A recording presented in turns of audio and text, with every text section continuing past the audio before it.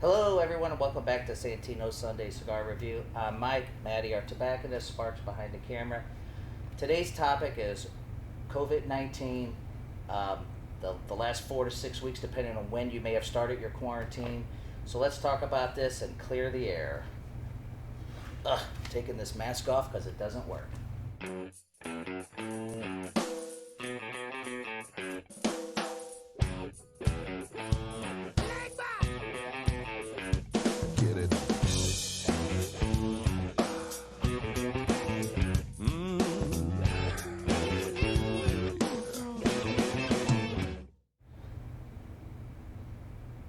All right, welcome back, first of all. Our first topic here is I'd like to just take a couple of minutes with Maddy and discuss this confusion, this COVID confusion. And what I mean by that is the confusion between local, state, and federal, I don't know what I'm saying. Entities. And how it's affecting us all with the dissemination of information, or sometimes lack of information, or sometimes, and I understand, situations are changing daily and weekly, but there's something that is getting lost in translation, so to speak, because if and when something changes, it seems like in this 6 or 8 week period we've been in, depending on how much it's escalated or when we started our quarantine, is what I'm finding at a local level here. The information is very vague, and it never really seems to get updated. At a state level, it's slightly better in our particular state. Some states may think they're doing great, others maybe not so much. But I'm not here to talk about that. At federal level, we know that because we see what's being said every day on the news. But Maddy, how's it affected people like your friends, your age group, the things you like to do? Yeah, so for me personally, all of my classes have moved online. They've been online since whenever I came back from spring break. And for me, it's really moved kind of in a new direction. I think, honestly, because of all the stuff that's happening. And for instance, at the very beginning of the outbreak, everybody kept saying that people my age, so 20, 21, 22-year-olds, that it was just basically a minor flu for us and that it wasn't going to affect us at all. Well, now they're really finding out, and I mean... Yeah, how does that make you feel? Because it seems to be really not accurate. Yeah, so... It's not a point if it's true or not true. It's just not is not seem to be accurate. So did it make you guys feel invincible as a group? And then now all of a sudden you maybe because of what you were told, and then you felt maybe that's kind of... You went out, you did things as normal, and now, so we're not putting blame on anyone, folks. This isn't meant to point a finger. This is not political. It's just ironic how things happen. So, how... Honestly, that might also be the invincibility of youth as well, and how everybody thinks whenever they're, younger, they're invincible, whenever you're very much so not. But, honestly, it's just one of those moments where I kind of because whenever I was in self-quarantine since about March 10th, so before any of this even orders started happening, I kind of put myself inside my house because I was like, not dealing with this. And I kept seeing so all of my friends are home now from all the college, and we've been doing stuff online and stuff like that, so we'll actually watch Netflix online together and everything like that. But everything has moved very much so 6 feet apart, to say, from each other. And well, even that. Let's talk about this 6 feet apart. When this first started, say back in maybe February, in the U.S., obviously it started maybe November, December in China, let's say, but it really started affecting us late January, early February. And that was my point. I kind of lost my train of thought. What were you just talking about? I was talking about how everything's 6 feet apart. Yes. So when this first started, do you remember that it was at the World Health Organization or the CDC or just the government? It was 4 feet. It was 4 feet at first. Yeah, but that's the thing about a virus, is that it's always rapidly changing. Everybody's always finding new information. And that's great as long as the information disseminates to all levels of society, so everybody can be on the same page. And so yes. All right, folks, we're going to take a quick break. We're going to regroup, and the next topic we're going to talk about is this being in limbo and PPP, and we're going to talk about Made in the USA. And I did not mention, I didn't start off the show like you see every day on TV. It is a foregone conclusion, and maybe I'm remiss by not saying it, but I don't want to be like everybody else. We know the frontline workers and the people in the trenches, the people at the grocery store. We always talk about our healthcare professionals, and there have been dozens and hundreds of doctors that have died worldwide taking care of patients, especially, I think there was over 100 doctors just in Italy that were killed, and Italy was a hot zone for the longest time. So I don't mean that I'm not thankful and appreciative. I am, but that seems to be, that's really apparent, guys, and so my focus wasn't meant to be insensitive to those people. In reality, I think the grocery store workers got it one of the worst, that in the healthcare field. So, I apologize for not mentioning that in the beginning, but I think everyone really appreciates what the people are doing that are on the front line. All right, so stay tuned. We'll be right back. Hey y'all, welcome back. And I came up with kind of a question over the break from Mike here. What's going on with all of that payroll protection program thing that's happening right now? Well, I thought I was in a good position for all of us. And what I mean by that is when it was announced by the president, this program for stimulating small business, I made sure that my due diligence was to find the application, because that wasn't readily available, but I did find it from the government. My local bank told me that I was fifth in line of applications, which means I was at the front of the line. And over a week went by, I didn't hear anything, and then the money was exhausted. I did get feedback in 2 days after applying for the money that it was received and processed. So I felt really good 48 hours after that, being fifth in line. But guys, at the end of the day, it's been several weeks now. I've got nothing. The personal $1,200, I haven't received that. I haven't received anything for Santino's, and I've been paying all my employees as they've been furloughed. And here's another problem I had with the application process. I wanted to pay my employees their regular pay, but by federal guideline, I had to pay them, I had to average, the last 12 months, an average hourly rate that they work, and then that's what I pay them. Where I really wanted to pay them their full set. So there's some people that are getting more money than others, because some people haven't worked a full calendar year, so that really diminished how much they were going to get from me because of the federal government's guidelines. Yeah. So I've done everything within my control and all my resources, but I haven't gotten anything being first in line. Now that brings up another question. What is really small business, folks? Is it time that we reevaluate and come up with a new definition? Ever since I was in grade school 40 years ago, they kept saying small business was 500 people or less. Look, folks, I don't know where you shop at a local level, and I'm looking right into the camera for the audience, because every small business I go into, there's nowhere near 500 people that work there, folks. Small businesses are like Santino's, and maybe a little bigger. It's that 10 to 50 employees, not 500. There were people saying, "Oh, I got $1 million from the PPP program. I got 400,000." Folks, do you know what I requested for Santino's? $14,993. That's what I was eligible for, folks. And I was fifth in line and didn't get it, because I am a true small business. Yeah.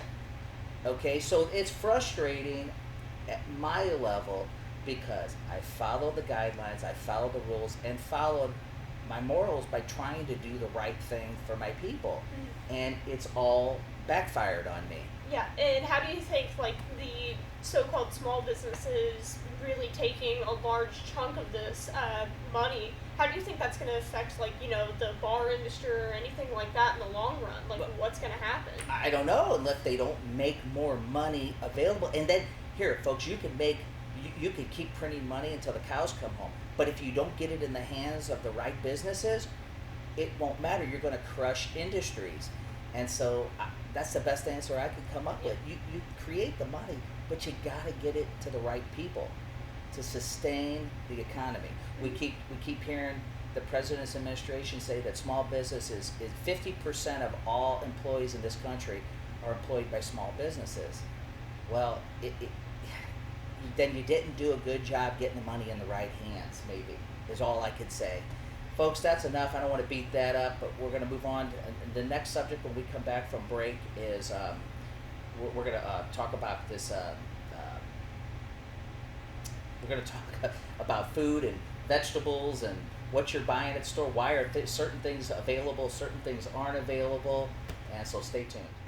Hey y'all, welcome back. And I wanted to talk a little bit further about like the whole the stimulus bill and everything like that that's coming through. So for me personally, I've worked here for about 6-ish months now, and because of the like category I'm in and stuff like that, I'm a full-time student working a part-time job, and but also one key thing is that because my parents claim me as a dependent, I won't get that really, really big stimulus check that everybody's talking about. Which would have really probably helped you. Oh yeah, it would have helped. It would have helped out immensely, and you would have probably stimulated the economy. It's not like you would have held on to it and probably socked it away in a drawer or a savings account. You probably would have went out and bought books or done something with it, helped a small business. A Nintendo Switch or something like that. Yeah. So it's I know that I kind of in that gray area whenever it comes to that, and I know you're in a gray area of sorts whenever it comes to that, so you want to talk about that a little bit? Yeah, well, I mentioned a little bit. We mentioned how Santino's didn't receive anything, but I haven't either, and I filed my taxes, I've done everything, but I know that we're not the only ones in the boat. This is not a gripe session for us. This is for all the people that fell through the cracks, right? Or like Sparks likes to say, I think this is an appropriate analogy, death by 1,000 cuts. Yeah. Right? The intentions are great. The federal level, I'm not knocking anybody. It's just the intentions are great, but too many people fell through the cracks, which is now a great segue to our next topic, which is, why when we go to the stores we can't find the essentials that what we need to stay safe and healthy. That's your Lysols, your Clorox, your hand sanitizer, your hand sanitizing wipes, toilet paper. Now you're starting to see meat and chicken shortage because of that industry is being affected. So folks, this might be a great time to just start the discussion of how essential it might be and behoove the American public and country, and maybe the rest of the world, because heck, there's nobody supports the rest of the world like the U.S. economy and our basic donations to the world and stuff, okay? So if we would bring manufacturing back to the U.S., right? I don't know if I have not had time to fact check this, but a little quick thing that someone I had heard recently is that the people who make toilet paper, there's only like 5 or 6 companies in the country that make toilet paper for everybody in the country, no matter if you're business, industrial business or individual residential, and they're working at full capacity. Now, once again, I have not fact checked it, but if that's accurate, let's assume for this discussion that that industry has been working at max capacity before the crisis, and that's why we can't get staple products like toilet paper, okay? Well, maybe bringing manufacturing back and letting more companies even open up in that industry, that's a great entrepreneurial industry now, because obviously we can't make enough of it, okay? But then don't put regulations in front of people. Don't make roadblocks, okay?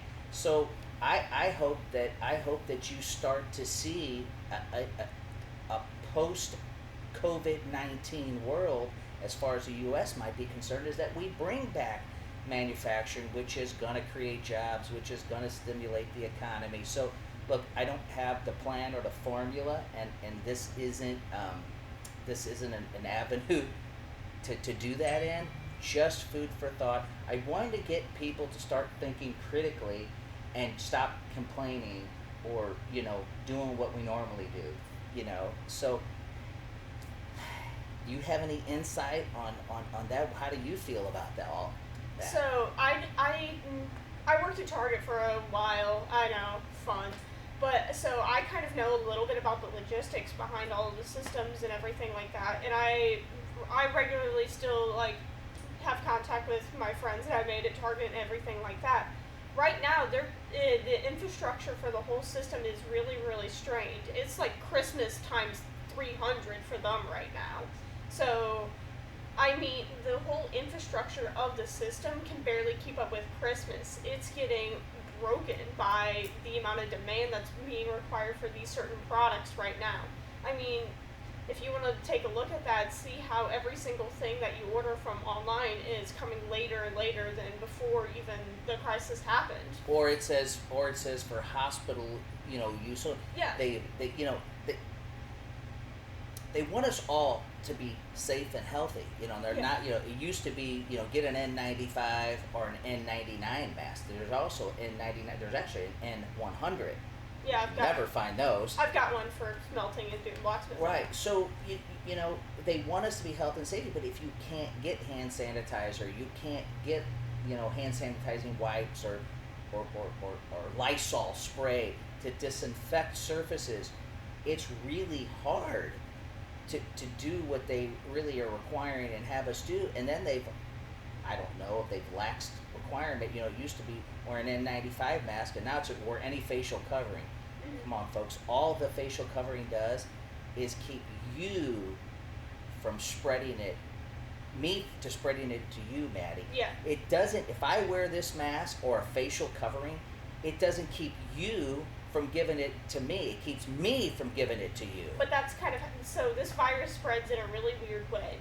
So how it really spreads is because there's no natural immunity, and it spreads to like 3 people. I think the total is now like 3 people to every 1 person that gets it. By like chain 5, you have over 2,000 people sick. So that's what the whole thing is with the facial covering and stuff like that, is if you can eliminate even one of those people from the 3 that get sick, it blocks a whole bunch of people from getting sick down the line. Yeah, Which, all good things, but we should hopefully come out of this smarter and proactive instead of in the reactive phase that we've been in for about two months. And there's no blame. I'm not pointing a finger at anybody, because it's bigger than a handful of people, or I don't even want to say any more adjectives, okay? It's just bigger than that. All right. I kind of want to, I want to talk about one more kind of pertinent subject before we wrap this up. I don't want to run too long today, but we've heard a lot about this essential versus non-essential, I guess people in business or industry. Yeah. And I've struggled with this because in the very beginning, when those topics, those phrases got thrown around on TV every day, essential and not essential, hey, I bought into it. I figured the government was looking out for our best interest.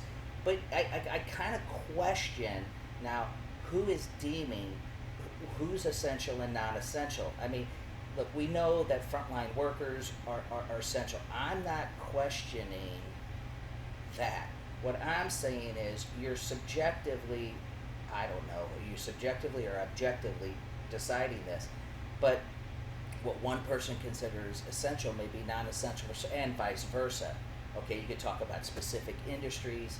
But what are your thoughts on that, this new phrase that's been thrown? And what it's done is it's a handful of people making decisions for millions of people.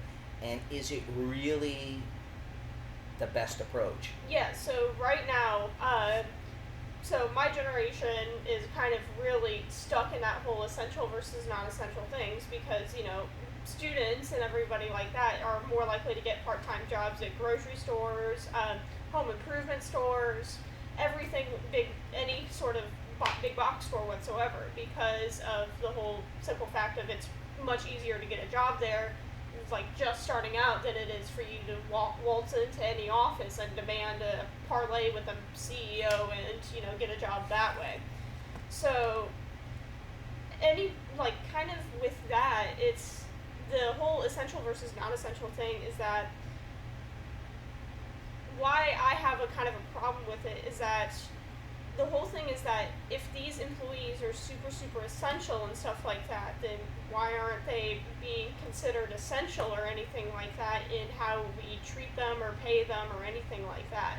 And that's my huge problem with Yeah, that. and just to dovetail a little bit of what you're talking about, that's another issue that you know I've started to realize is just what you're talking about. You know,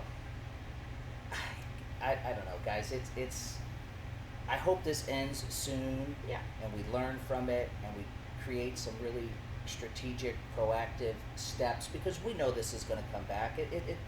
It's a strain of the flu.